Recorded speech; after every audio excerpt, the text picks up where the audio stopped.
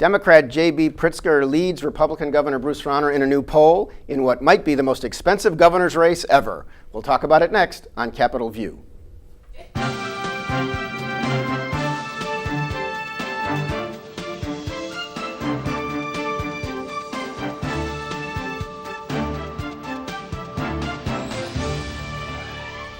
Welcome to Capitol View, the program where we talk about state issues, sometimes federal issues, and how they just might affect your life. I'm Bernie Schoenburg from the State Journal-Register.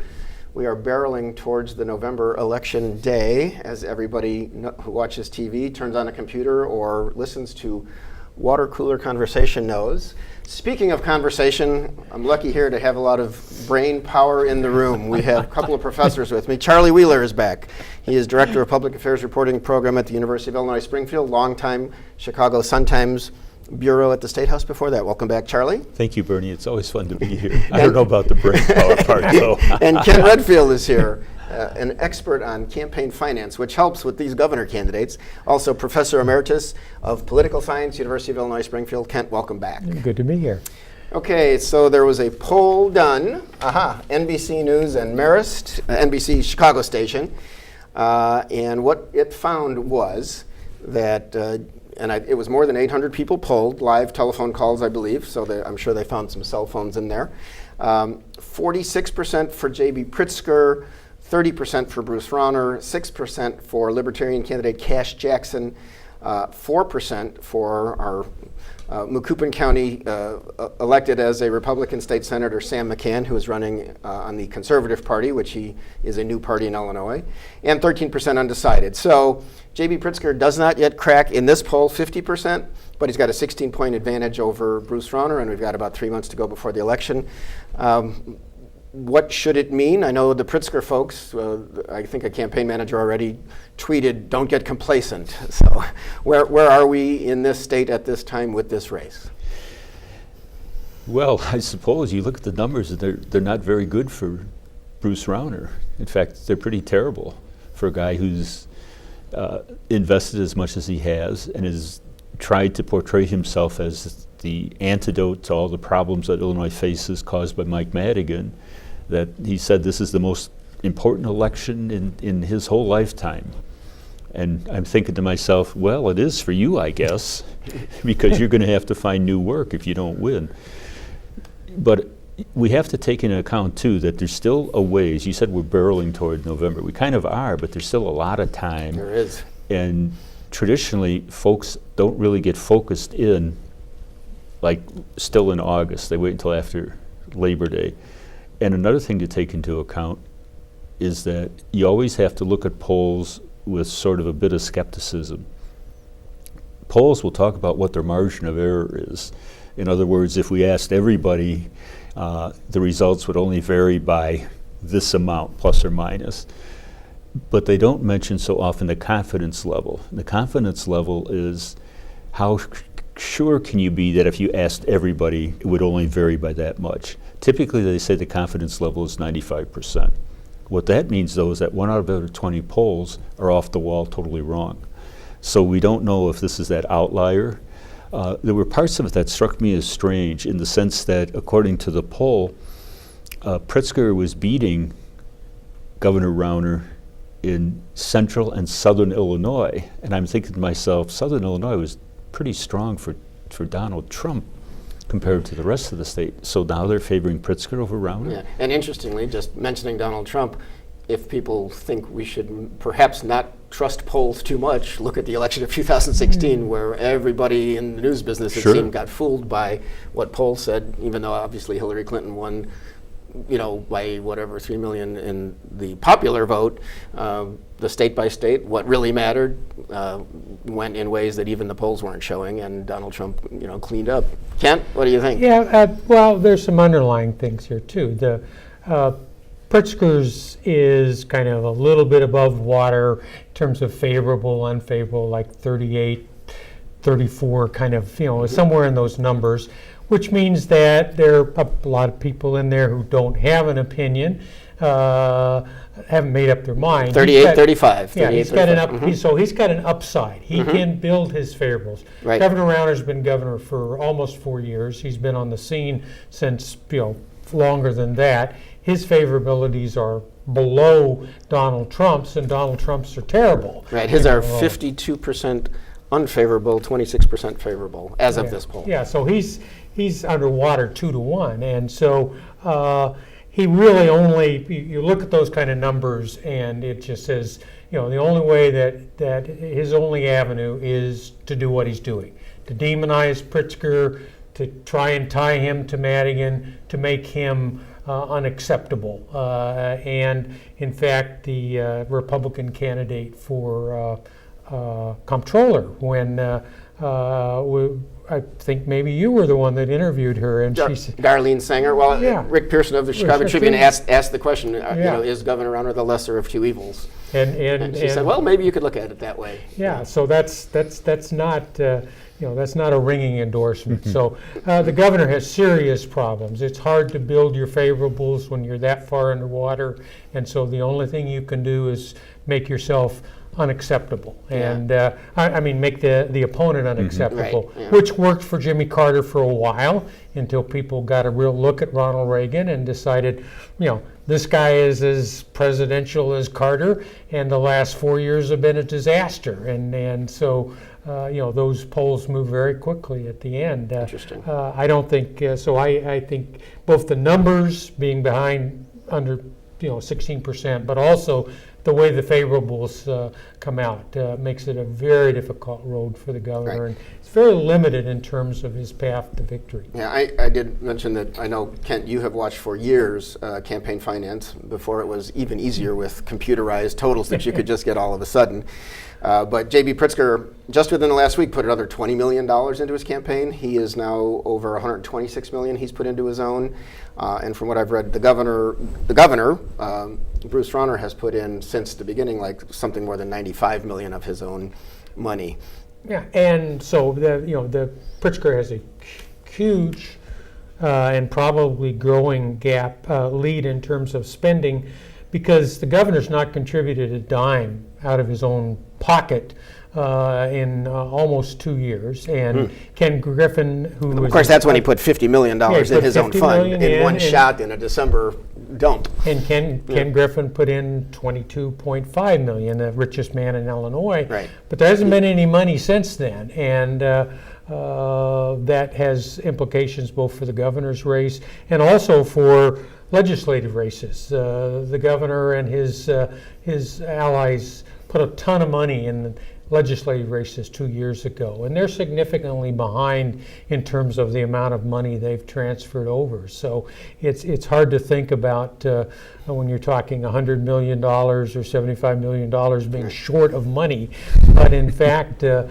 Democrats are in a much better position, both in terms of the general election for governor, but also for the legislative races. As we saw on Democrat Day at the State Fair, which started with 3,000 people being at the Crowne Plaza Hotel for the Democratic Chairs Association brunch, there's a lot of enthusiasm on the Democratic side, but they're also talking blue wave. Obviously, they're trying to elect Democrats up and down the ballot. And J.B. Pritzker has bought into this, has donated millions of dollars already to for example, the Rock Island County Democrats, who then distributed to other groups. Doug House is the head of the Chairs Association. He's also chairman of Rock Island County Democrats, and they've worked out a situation where, for example, Pritzker gave $1 million to Rock Island, and Rock Island gave, I think so far it's like $48,000 to Sangamon County Democratic Party, which far exceeded what they had raised in the previous period. So they're distributing money. Pritzker is doing this. Rauner tried to build and did build the Republican Party, Charlie, in the past. How should voters look at this? I know that there's this view, well, you've got a rich guy in office in Bruce Rauner who has kind of done a lot to, fund the party. Now you've got a Democrat, J.B. Pritzker, who is actually worth $3.5 billion, worth 3.5 times about what Rauner is at least, trying to fund the Democratic Party, and is accepting other contributions for that now, for that blue wave effort, because he completely funded his own primary. Charlie, should voters look askance at these rich guys propping up parties the way they're doing, or do you think for either the Republicans or Democrats there's an advantage at this point? I don't think there's any particular advantage for one part or the other. I think the almost obscene amounts of money that are being spent on these campaigns, yeah, it's something to be concerned about. Are we reaching a point in this nation where to run for office, for higher office, you have to either be a millionaire verging on billionaire, or B, have those kind of people behind you who can dump in that kind of money, people for whom $20-30 million would be like you and I going and getting a cup of coffee. And if so, if I'm taking all that money, what kind of obligation do I have to the person who's given it to me? Do I assume that the person is very altruistic? He's just doing it because he or she wants a better society?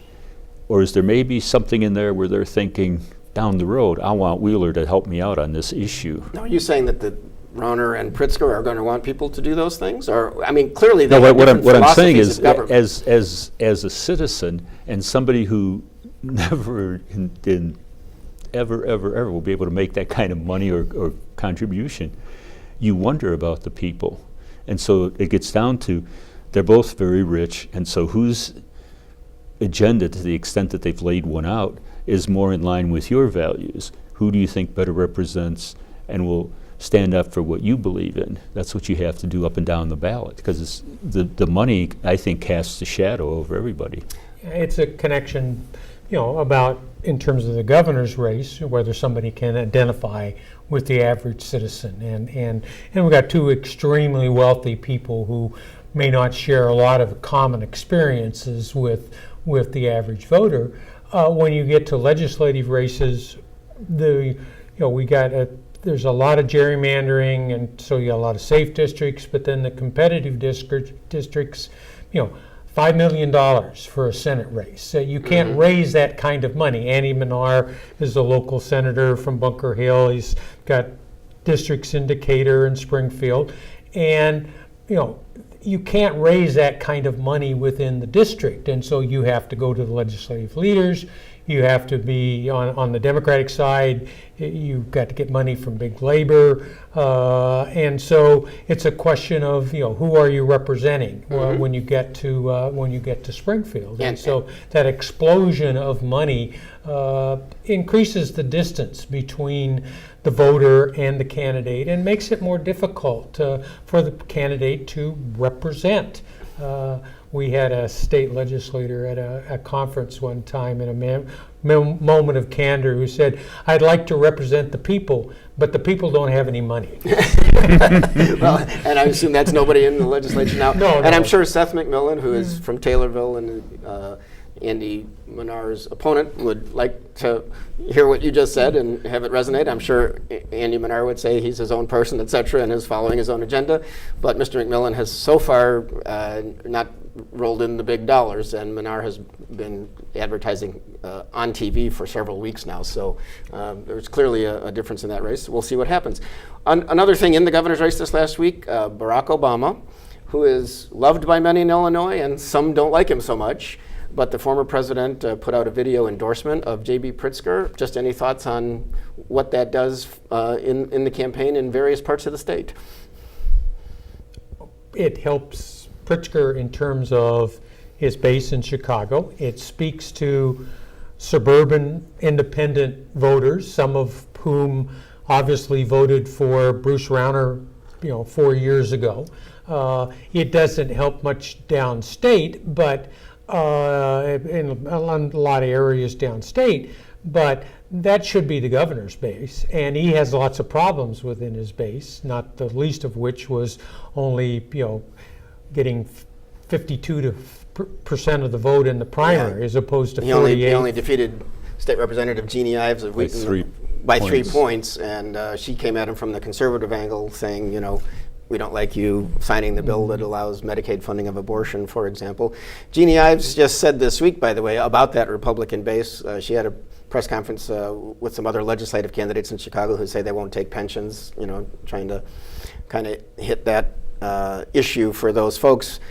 Claims that in the months since the March primary, the governor hasn't reached out to her, and she still vote for him, but is not endorsing. I think at one point, right after the election, she said, "Well, if he pays me $1 million and said he lied about me being Mike Madigan's favorite Republican, then maybe I consider endorsing him." So that base problem for the governor still is there. On the other hand, Rauner is making the case, and he talks about the Chicago machine a lot, and Mike Madigan, of course, chairman of the Democratic Party, Speaker of the House. The Chicago machine versus the rest of the state, which is weird because a lot of people live in Chicago and the suburbs affected by that city and work in the city. But the base problem is still there, Charlie. For Governor Rauner, yeah, I think it is. And it goes back to what I've said all along. When you lie to people, it's very hard to bring them back. Well, you're talking about the abortion bill in particular? I'm talking about the abortion bill, yeah. And as somebody who's watched this stuff for darn near 50 years,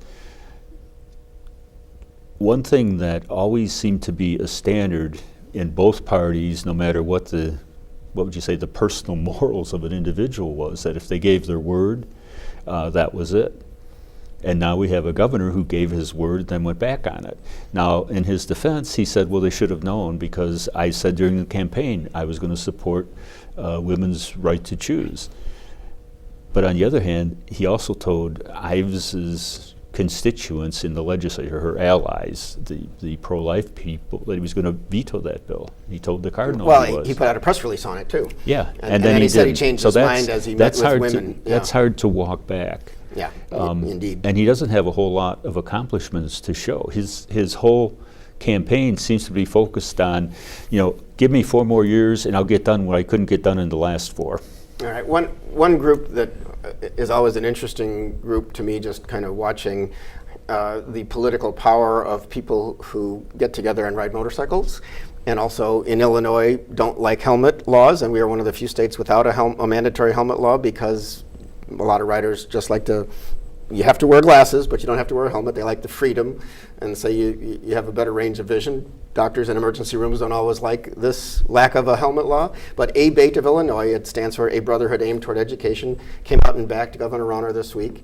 Also, basically defended him for wearing his biker vest that he wears a lot with a lot of pins on it, because they say he takes his motorcycle gear seriously, just like we do. And some Democrats, and I believe Pritzker at times, have talked about the costumes that the governor wears downstate, and they say that's no costume, that's biker gear, and our governor likes motorcycles, and it's not fair to take him on in that way. So, and of course, the governor wears Carhartt jackets, and we know this, and cowboy hats and all that. And there is a commercial that is out now from the Pritzker side making fun of all the different outfits that the various kinds of Western shirts that the governor has worn.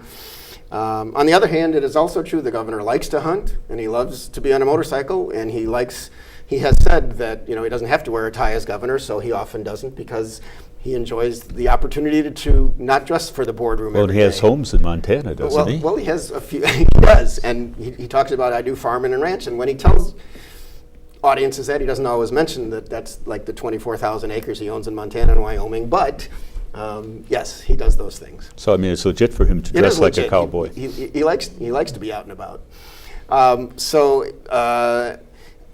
ABATE, by the way, is just one of those interesting groups because they donate to candidates. They put up a bunch of signs for people. And I don't know if either of you have any observations on this. I've just noticed that they're a very good group to have in your corner if you're running an election in parts of the state.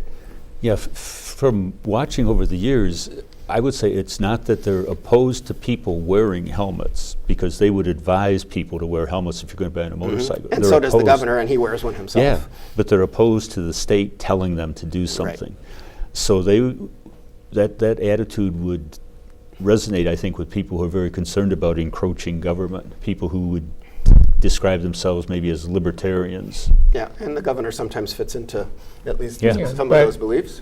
Those people should already be in the governor's corner, and if it's, if some of this is trying to, build bridges back to your base, that's not a good position to be in late August in terms of a campaign. You want to be working on expanding the base, and this is not again an issue that's going to move a lot of voters in the suburbs and in Chicago. So it does highlight some of the problems that the governor has in terms of putting that group that got him across the finish line in 2014 back together. We will see.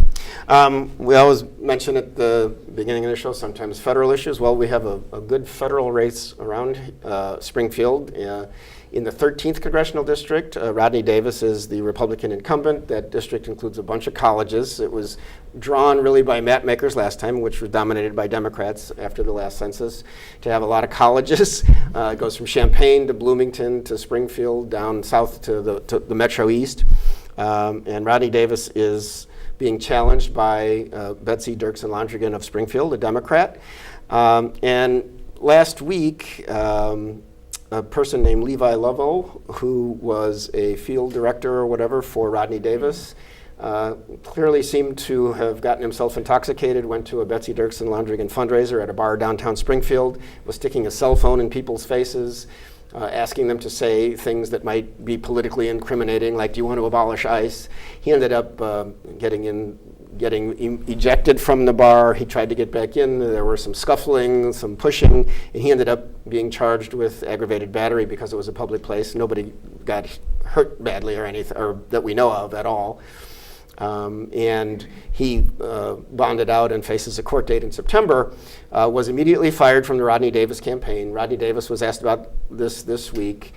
He basically said, when asked if his campaign sent Mr. Lovell, he said, I would never send someone to sit in a bar for hours and get drunk, which of course wasn't the question. But did you send him? Well, my staff hasn't told me they haven't, or that they sent him. And so and then I believe that other news outlets have been told definitively, the campaign didn't send him, but Betsy Dirksen-Londrigan clearly says this person was trying to embarrass me politically. How big do we think Rodney Davis has handled this well enough? Is this looking from a horrible but political perspective, in a sense, helping Betsy Dirksen-Londrigan? Already there's been a fundraising email I saw from Tammy Duckworth, the senator, saying, look what they tried to do to Betsy, donate $3 or $6 or $9 to her. How does this play out as we go forward? Well, it's never good news to have on social media and then on TV somebody employed by your campaign acting in a terribly outrageous manner, and it highlights both the pluses of the modern communication technology. You can take a video of someone with your camera, but someone else can take a video of you. And that's exactly what happened, and it ended up all over TV. Yeah, and so it's when you're spending time cleaning this up, which Davis has been doing, then you're not spending time focusing on other things. And so is it big in terms of, a game changer? Of course not. But it does give Lonergan's campaign some publicity. It gives her a hook for some fundraising, and it may help in the long run with the narrative. Ultimately, it's about what kind of the quality of the campaign they're going to run in the district they're running in, which is probably more conservative than the Democrats hoped it would be when they drew the district back in 2012, but nationally it is listed as a leaning, competitive kind of district. Right. Well, when David Gill was a very liberal Democrat who ran against Rodney Davis when that district was first drawn, and it was an open seat because Tim Johnson, the former congressman, had said he was going to run and then dropped out, and that was a very, very close race. There was an independent candidate, votes, like right? 1,000 votes out of about whatever it was, 180,000 cast, and there was an independent candidate from Edwardsville who got like 7% of the vote, and David Gill insists that we stood for the same things. We together would have beaten Rodney Davis if that guy wasn't on the ballot. See, and I suspect had Democrats known that Timmy Johnson, former Representative Johnson, was going to retire, they would have drawn the district differently, because they assumed that would be a Republican district, and they were putting people to try and build Democratic districts like the one that Sherry Bustos has up to the north, and shifting things around. But it strikes me, I don't think Congressman Davis handled it particularly well, because it became a multi-day story. What he should have said, in my judgment, was, yeah, we have trackers following Londrigan all over the place. We didn't tell them to, which we don't know for exactly sure, but the you campaign recognized him.